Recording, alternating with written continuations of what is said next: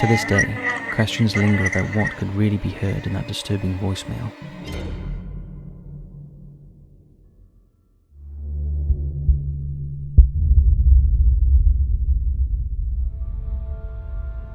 Welcome back to another volume of the Creepy Marathon Month. For anyone new here, in the run-up to Halloween, we upload a daily creepy video, and boy do we have some creepy stuff for you today. Viewer discretion is advised with this one. Hit those lights, sit back, and enjoy.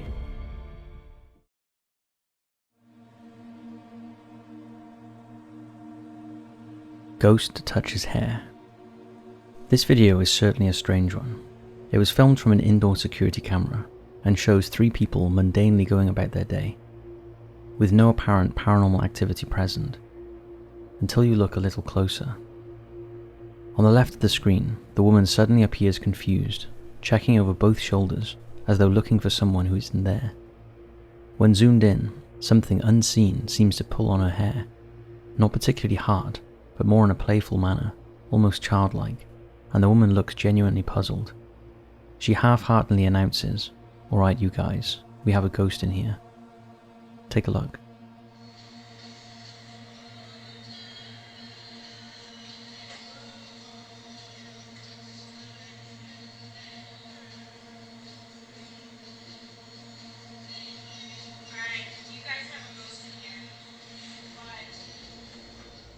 The uploader maintains that no other strange activity has happened since, and skeptics were quick to point out that they think it's the ceiling fan that's blowing her hair, despite it moving in the opposite direction.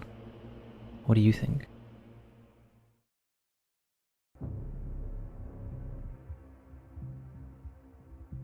Rogers Cemetery. This next video comes from a ghost hunting channel called Para3vident, who put together videos from their ghost hunting trips across various places in the US. The team members are Bandy, Tobbs, and Ree, and they use a variety of ghost hunting tools to try and get validation from the spirit world, and prove once and for all that there is life after death. Bandy from the team contacted us, and we asked him of all the ghost hunting videos they had done, which one was the most convincing. He sent us a couple of suggestions, but the one that we think is the most interesting was filmed in Rogers Cemetery in Arkansas during a midnight tour of the graves. Now, we did a deep dive of research into this cemetery and found nothing remarkable, although it is particularly old. It's a large city-managed cemetery with approximately 2,500 grave sites. There is no reported paranormal activity until now. The team initially used a variety of equipment to try and make contact with the dead with little success. That was until they honed in on a couple of infant graves using a kinetic SLS camera, and something extraordinary happened. For those who are unaware of this piece of equipment, it supposedly detects spirit forms that cannot be seen with the naked eye. It has an infrared light projector with a monochrome CMOS sensor that shows everything as dots arranged in 3D formation. The software sees people or ghosts by recognizing joints and movements, then these show up on the screen as stickmen. Take a look at this. You see that? Yeah. Up, up. Ed, Holy crap, what is that?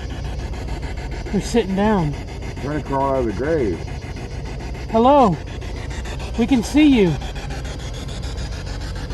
Can you say something, Jack? Or Daniel? You weren't alive long enough. I know you can't say anything. I lost it. He lived one day. They look like somebody's sitting on the ground. One day.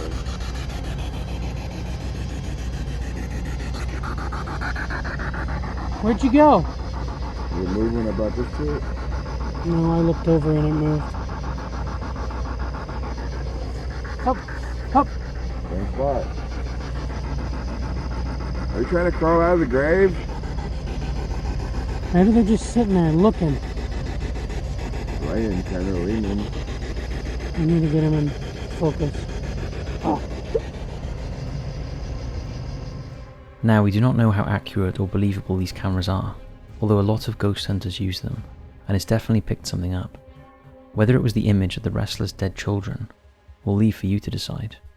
Check out Para3vident's channel via the link in the description.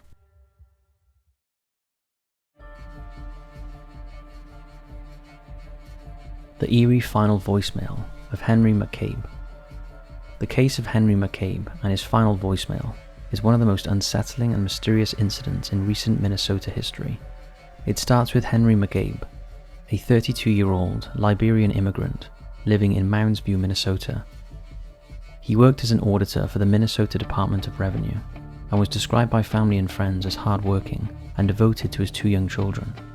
Well, on the night of September 6, 2015, he went out with friends to a club in Spring Lake Park. In the early hours of September 7th, one of those friends reportedly dropped him off at a gas station in Fidley, though later accounts disputed exactly where he had been left. What is certain is that shortly after 2 a.m, McCabe's wife, who was living in California at the time, received a voicemail from his phone that became central to the mystery. The voicemail lasted about 2 minutes and contained disturbing, confusing sounds. Henry could be heard screaming, moaning, and making noises that some described as painful or animal-like. At one point, a voice, believed to be his, said the word "stop it." The disturbing recording ended with silence. We have this voicemail and we're about to share it with you. Viewer discretion is advised. Take a listen.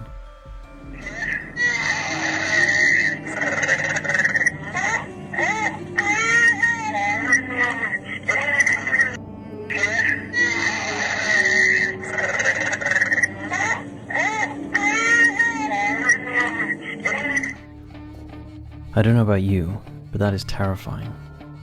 Henry was reported missing after that night, and for weeks, searches were conducted by police, volunteers, and members of Minnesota's Liberian community. His family publicly pleaded for information, and the eerie voicemail was circulated by media outlets and community groups. When the public heard the message, there was much speculation. Many listeners made suggestions about what could have been happening. Some thought the noises suggested torture or an attack. Others believed he was drowning, choking, or experiencing some kind of medical event. On November 2, 2015, nearly 2 months after his disappearance, Henry's body was discovered in Rush Lake in New Brighton, Minnesota, and the Ramsey County Medical Examiner ruled the cause of death as drowning, with no signs of trauma or foul play. Despite this conclusion, many remained confused, as the voicemail seemed inconsistent with an accidental drowning. There did not appear to be any sounds of water or Henry splashing around as would be expected if he was drowning. To this day, questions linger about what could really be heard in that disturbing voicemail, and has fueled theories ranging from murder to alien abduction. Despite law enforcement officially closing the case, the chilling recording has left a lasting impression on the public and internet sleuths alike, leaving them with the feeling that there is much more to this tragic case than meets the eye. What do you think?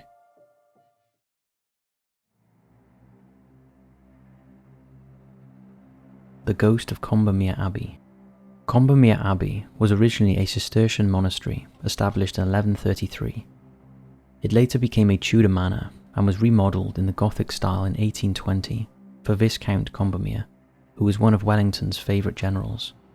The second Lord Combermere passed away in 1891, and his funeral took place on December 5th at St. Margaret's Church in Wrenbury.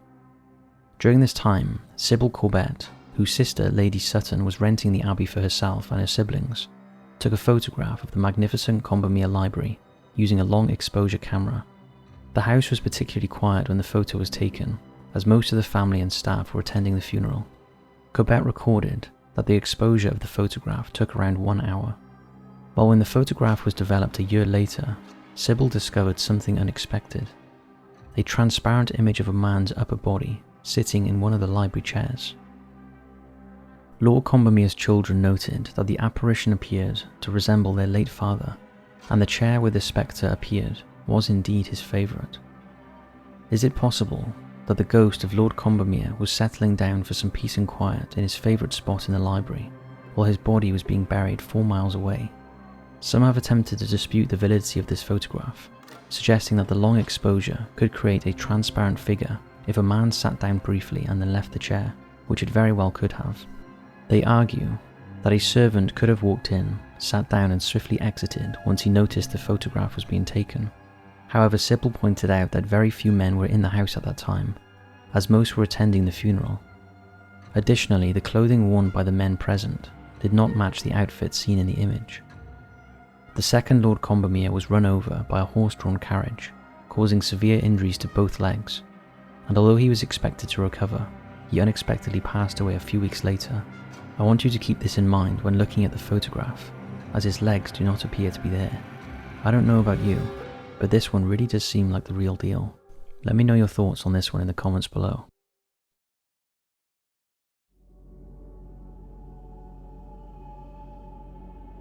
The truth behind the McStay family's disappearance. In early February 2010, the McStay family, Joseph 40, his wife Summer 43, and their two young sons, Gianni and Joseph Jr., aged 4 and 3, vanished from their home in Fallbrook, California. Their sudden disappearance would become one of the most bizarre and disturbing missing person cases of the decade. On February 4th, all appeared normal. Joseph, who operates a decorative fountain construction company, alongside his business partner, Charles Chase Merritt, met with a client in the city of Rancho Cucamonga, while Summer shopped for children's clothes, spoke with her sister on the phone to make plans to meet up, surfed the web, and exchanged mundane text messages with her husband. A neighbour's surveillance camera captured what is believed to be the McStay's 4x4 as it passed along their street at 7:47 p.m, and at 8:23 p.m, Joseph called Charles Merritt from his mobile phone, who didn't pick up. After this, the family were never heard from again. After over a week of family and friends being unable to get in touch with Summer and Joseph, on February 13th, his brother Michael gained entry to their house through an open back window and was disturbed to find the home eerily quiet. Food had been left on the kitchen counter, 2 small bowls of popcorn, presumably for Gianni and Joseph Jr. The family's dog had been left unfed or watered in the backyard, something that was highly out of place for the caring owners. Naturally worried, Michael contacted the San Diego County Sheriff's Office to report his missing relatives. During their investigation, law enforcement surmised that the family must have left in a hurry, given the signs left behind at the house, and soon discovered that the McStay's 4x4 had been towed from a shopping centre parking lot on February 8th, after being seemingly abandoned on the evening of the 4th, but nothing inside the vehicle provided any further clues. Further investigation revealed that there was around $100,000 in their bank accounts, which remained untouched, and that in the weeks before their disappearance, one of them had used the home's computer to research passport requirements for children travelling to Mexico, as well as Spanish language software. When the Natural Center for Missing and Exploited Children then came forward with surveillance footage that they believed showed the McStays walking hand in hand towards a Mexico border, crossing on the night of February 8th, it appeared as though the family had voluntarily left their American lives behind. Take a look.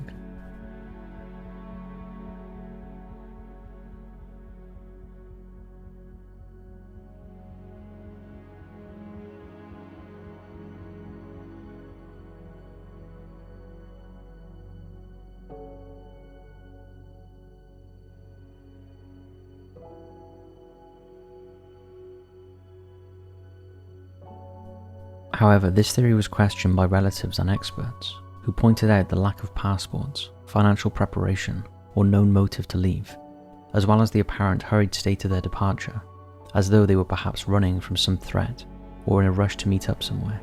The circumstances surrounding the family's disappearance, along with the lack of clues regarding their whereabouts, sparked speculation among amateur sleuths. Radio host Rick Baker published a book titled No Goodbyes: The Mysterious Disappearance of the McStay Family. Baker had conducted numerous interviews, followed various leads, and reported sightings of the family, but concluded that Summer McStay may have committed murders on the family. In January 2014, Charles Merritt also said he might write a book about the family, alleging that Summer had anger issues and that Joseph had been ill for some time with a mysterious ailment, something Joseph's family confirmed, although they dismissed his claim that she may have been responsible for the vanishings. After 3 long years of dreaded silence, heartbreak struck on November 11, 2013, when 4 sets of human remains were discovered in 2 shallow graves in the Mojave Desert near Victorville, California. DNA testing confirmed they belonged to the McStay family, and autopsies revealed that they had been brutally murdered by blunt force trauma to the head, likely by a 3-pound sledgehammer found inside one grave, and that there was evidence they may have been tortured before death.